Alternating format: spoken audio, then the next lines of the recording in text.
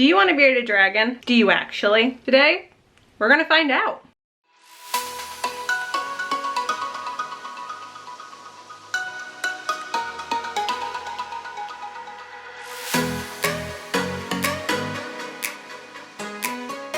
Hey everybody, welcome back to my channel. If you're new, welcome. My name is Zoe, but most people know me as ZA Reptiles, and this is Tansy, my bearded dragon. And today we're gonna give you 5 reasons you might not want a bearded dragon. Coming in at number 5, they have relatively short lifespans compared to other reptiles. A lot of reptiles, they're living into their late teens, early 20s, even late 20s, maybe 30s. And these guys on average live about 10 to 15 years, so very short compared to other lizards and snakes and just reptiles in general. And number 4, they have a high heat requirement and their basking temperatures are very warm.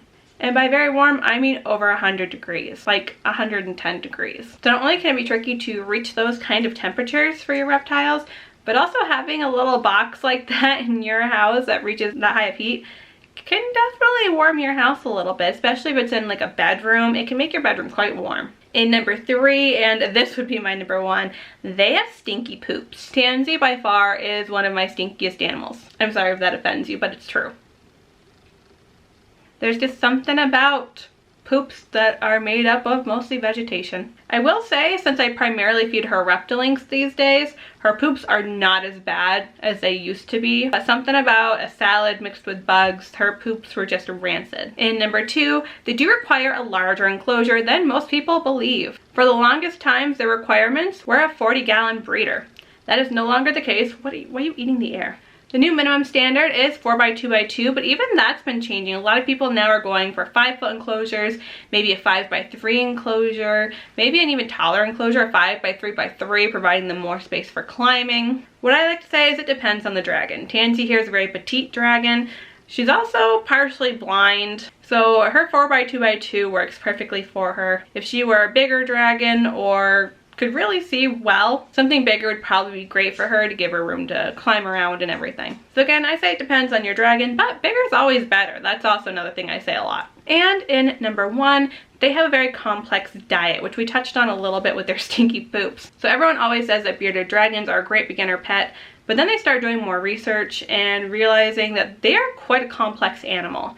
And a lot of this stems from their dietary requirements. So they are omnivores. They're going to require salads, but also insects. But you have to make sure you're providing the right things. Are they healthy? Are they a good source of calcium? You can't just get by feeding them simply kale and spinach. That's just not going to do.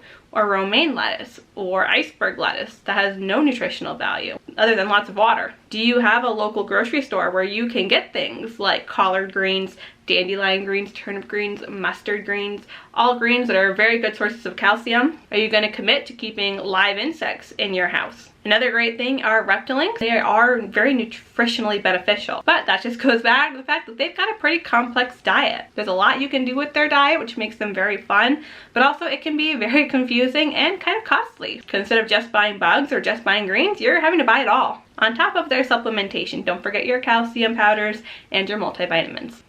People sometimes get mad when I make these videos, but it's very important to understand the cons of the animals you're potentially getting so you know what you're getting into, besides just all the good parts of keeping that animal, because that can really make or break whether or not that animal's a good fit for you. So if you have anything to add to this video, leave it in the comments below. We're all about learning, growing, and sharing here, and as always, thank you guys for watching, and we'll see you for the next video.